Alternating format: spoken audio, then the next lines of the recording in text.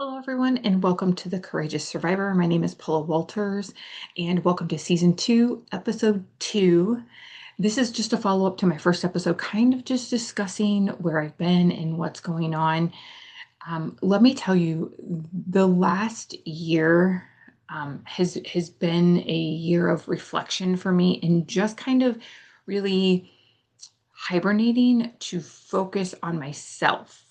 And this episode's going to be kind of talking more about like what it looks like for a trauma survivor and trying to navigate these systems and get care. Um, for those that don't know, I am a survivor of child abuse. I also um, have had a long history of DV relationships, and I had a near fatal strangulation that left me with a brain injury. And I became incredibly sick um, starting in 2006, going up until 2019 before I properly got diagnosed. And I had to go outside of our traditional medical systems to be able to get that diagnosis.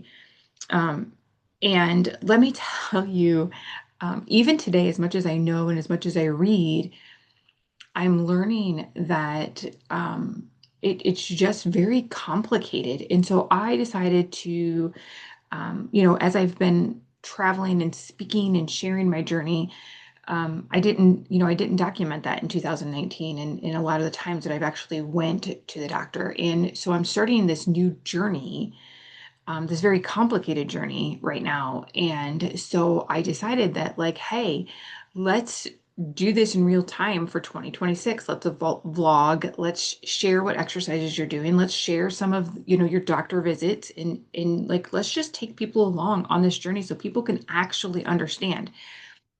So I want to talk about where I am right now. So I had these labs drawn. I went into the Art Institute, and you can kind of hear more about that on episode 1. But I have also had a Dutch panel that I have gotten my results right now. I will not be discussing and kind of getting the, what this means for me from Dr. Hennis till later this week. And so that will be on the next podcast episode. I, however, am one of those people that don't, as much as I love and trust Dr. Hennis, he has been, the people at the Neural Connection have been walking me through this very complicated journey. And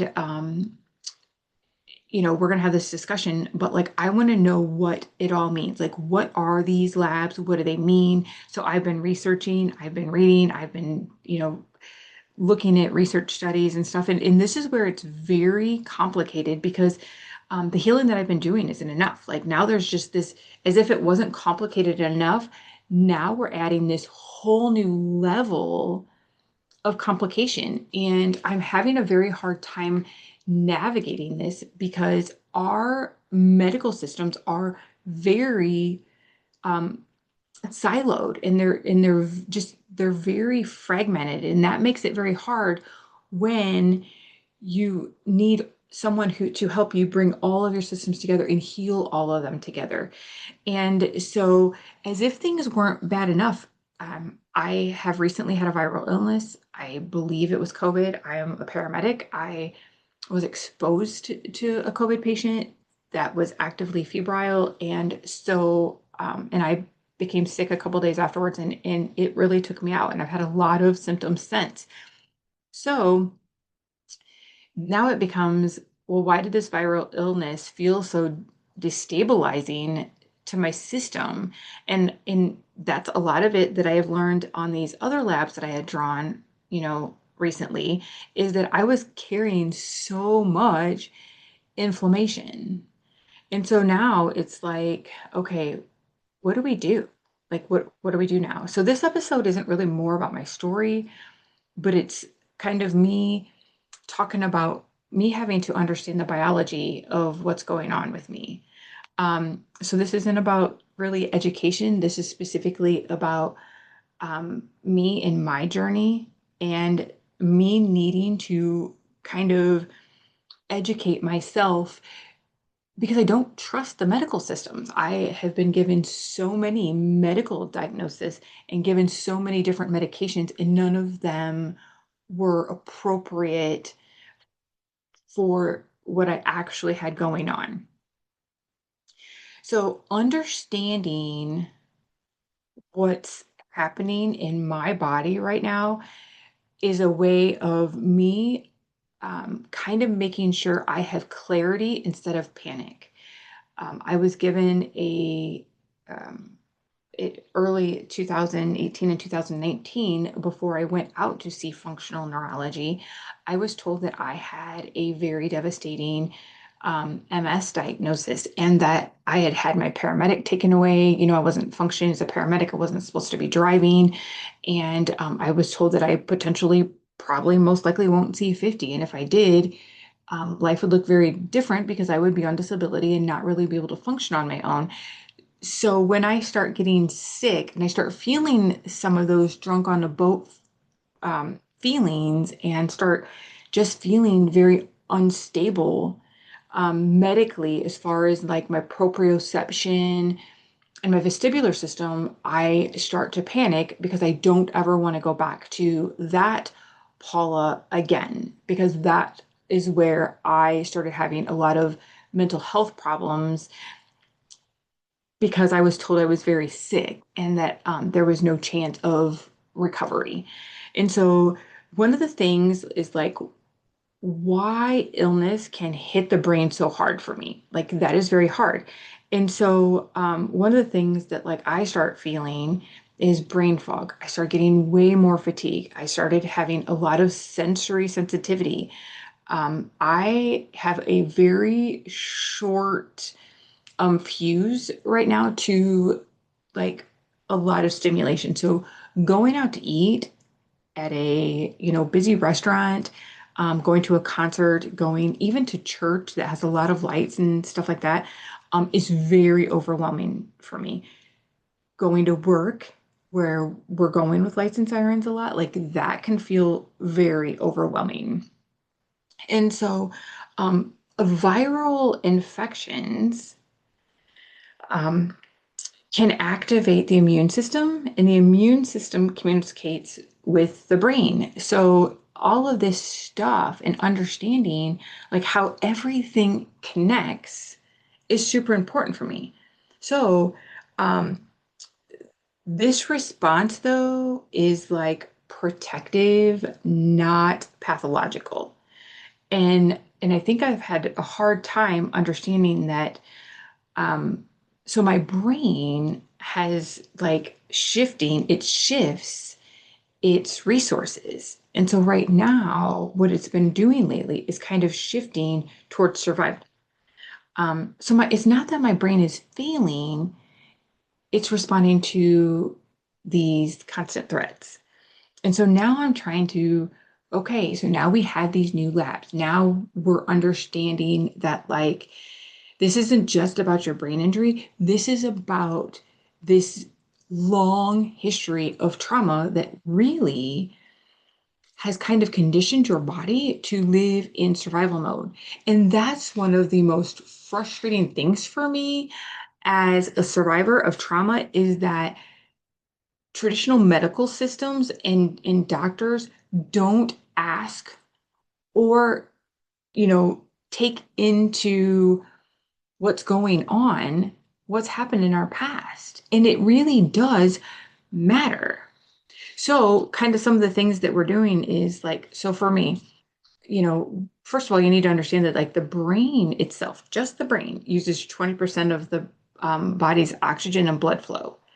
So, brain function depends on like the healthy blood vessels there, adequate oxygen delivery, and controlled inflammation. Well, after this, viral illness in me getting that, because that's kind of where I knew I was off a little bit up to that. And I had started having conversations with Dr. Hennis, like, hey, I think I'm going to start doing some brain exercises at home. I think going to need to come out for a tune up in March. Well, then I had gotten sick with whatever this was, and I just like crashed. um, almost to the panicky. So that goes back to that panicky where I'm like, oh, I got all these symptoms back, and that this feels very 2019-ish that I wanted to just be able to hop on a plane and get out there for the first open appointments that he had. And so I had to step back, and that started triggering a lot of different things going on in my body. So what I had to step back and understand for someone like me was that when this illness occurs, inflammation increases. I already have inflammation, but now we've just kind of, have inflammation on steroids. My blood vessel function can actually temporarily stiffen when you're sick, and oxygen and nutrient delivery become less efficient. So for people like me that have, a trauma history, prior brain injury, like I have that broken blood-brain barrier, and chronic inflammation, symptoms feel stronger and they last longer. So for me, I kind of would assume that this is like a long COVID type of thing going on. So, and to kind of sum up that part of is if traffic is already congested, a small accident can create a much bigger backup.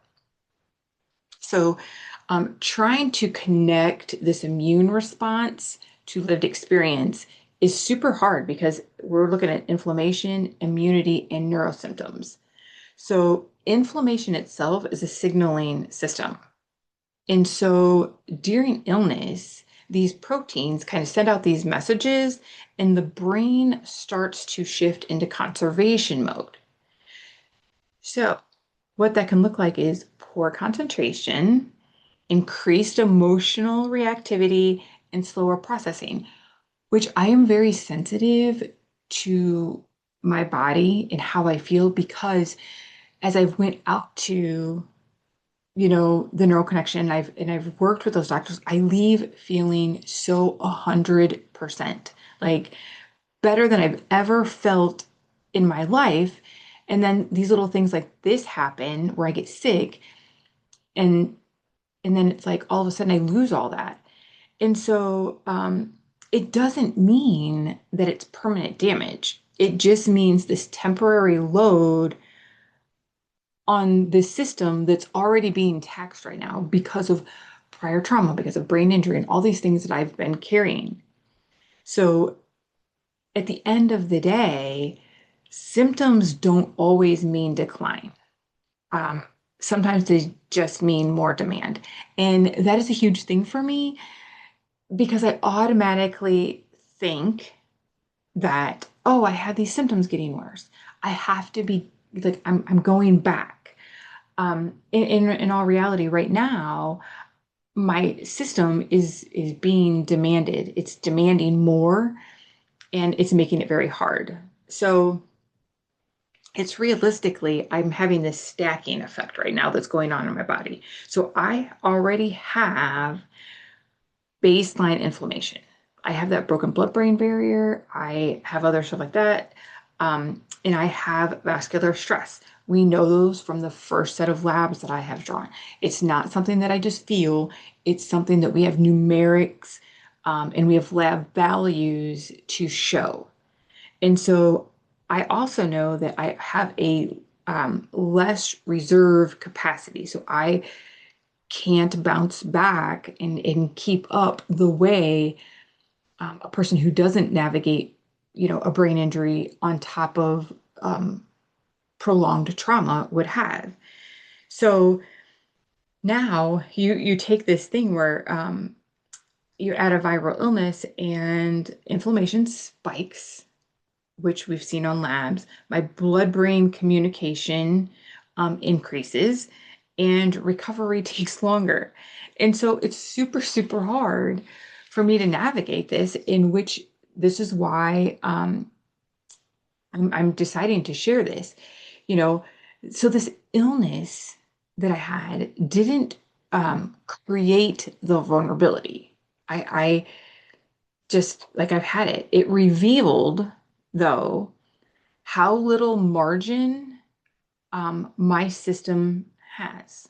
like how little reserves and how easily my system is taxed. Um, and so that is why, for me, and probably others who have a life like me, symptoms can feel very disproportionate.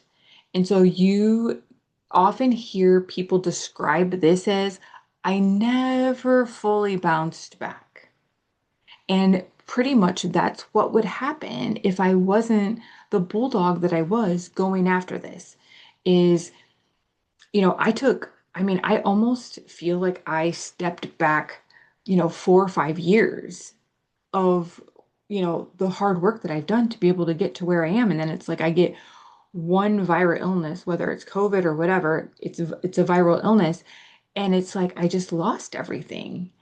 And so that was very hard for me to take because I don't think that people understand that. And so they'll just chalk it up like, oh, you got long COVID. Sometimes we just don't bounce back, blah, blah, blah. Um, Whereas talking to, a functional medicine doctor and talking to a functional neurologist, like, hey, okay, so let's start chasing these things and let's dial this in. Hey, let's add these supplements. Let's do these things. And so, you know, here's where the part that I think of where I'm so passionate about is trauma survivors even feel this more intensely because trauma, whether you remember it or not, keeps stress systems more reactive.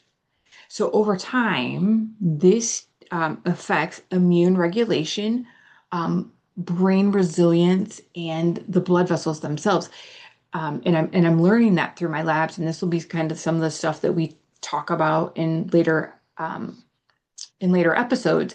And so you start then adding an illness of whatever it is, the system now responds faster and louder, and you start really feeling things. You start, being way more emotional, is what it would appear. Um, and you might start having a lot more mental health looking symptoms. And this is not weakness. I have heard people say to me, like, we all get sick. Why is it so different with you? Because I'm a trauma survivor, a prolonged trauma survivor, and I have a broken blood-brain barrier with a brain injury. It does, in fact, make it different because, I'm not weak. My body has conditioned itself for survival. So my body had to learn to protect me early. And unfortunately, my body hasn't yet learned that the danger has now passed. And I think that this is going to be a very hard conversation that you'll be hearing in podcasts and videos on my social media and blogs to come is I'm a paramedic. I'm 52. I work 24-hour shifts. And so there's this big talk that, Doc Hennis and I are going to have this week in the very near future of maybe it's time for me to hand over my paramedic, not that it's being taken away from me, but maybe I feel that I'm important enough that I may hand that over because my body can't relax. One of the things that, I know from looking at my labs is that my cortisol is the highest in the middle of the night. I'm waking up with my cortisol at the highest level. And so I think, and I'm going to find out more about this from Dr. Hennis, and we'll discuss this, in my next episode or two, is that what does that look like for me? Is that because I'm constantly, worrying about the pager going off and having to wake up out of the sleep and now all of a sudden, take care of somebody? Is it because nighttime was never safe for me as a child? Because nighttime is when a lot of abuse has happened to me throughout my life.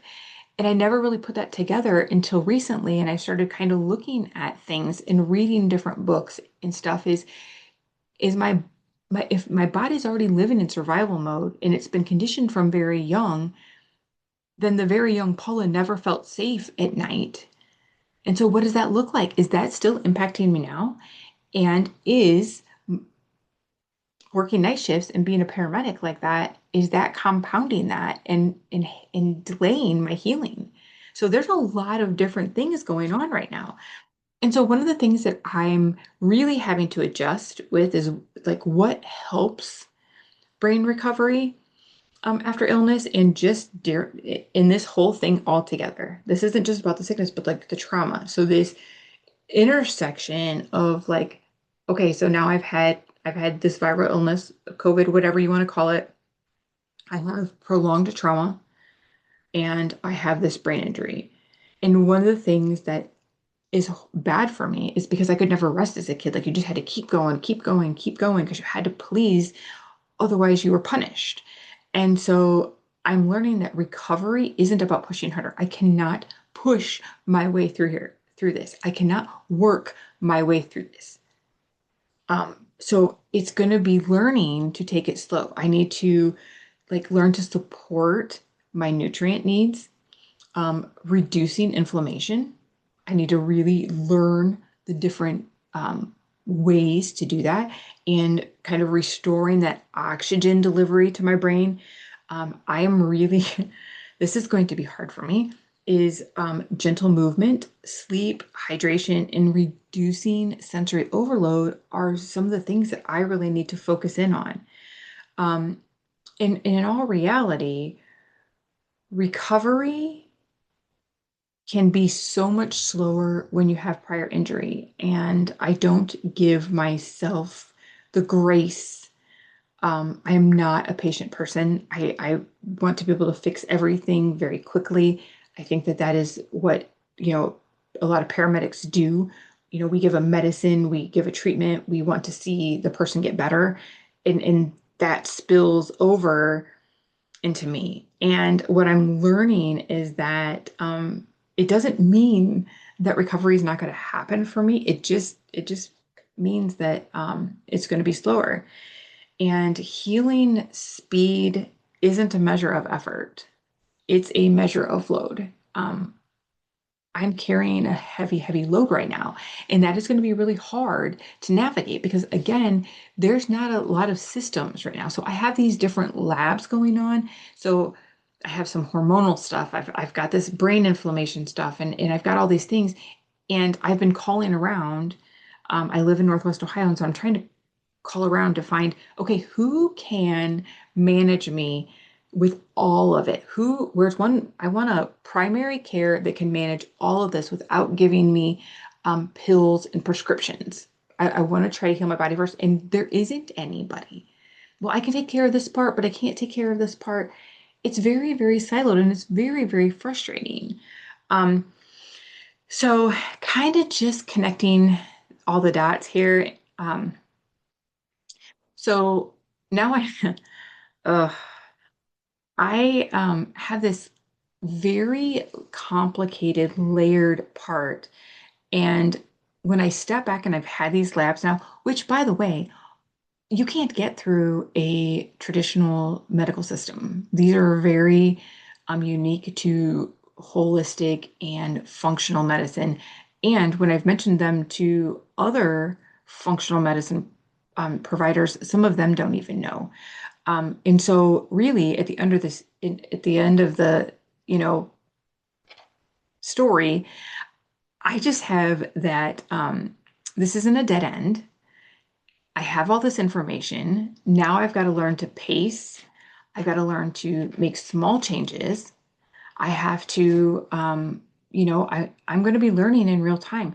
And that is why it's really important for me to kind of come along and share this stuff is because it's really hard to navigate this. And I am I'm a medical provider. I have access to a lot of doctors. I speak with a lot of organizations that kind of, I feel, give me a very, like a heads up. And I have a lot of connections that I feel like I have a lot of things that other survivors don't have access to. And I'm struggling to navigate this. And if I'm struggling to navigate this, what does it look like for other survivors? And so I want to be a voice and I want to start talking about that stuff. So understanding the body doesn't make healing instant, but it does make it possible. And that is what I want to do. And that's part of my journey is to give people hope on what it looks like that you can, in fact, heal. And so, our next episode, in episode 3, we're going to kind of talk really more about what I'm changing and what I've done, and some of the things that I have been doing to heal one part of my body have kind of hurt another. And so, we're really going to talk about what that is, and we're going to be talking about what I found out from Dr. Hennis with my Dutch panel results. So, thank you for listening, and just remember that we are all just one bad thing away from a completely different life. And so let's support each other, let's love each other, and let's just be there to have conversations because every person's journey in trauma recovery is as unique as the trauma itself. Thank you and have a wonderful day. See you soon.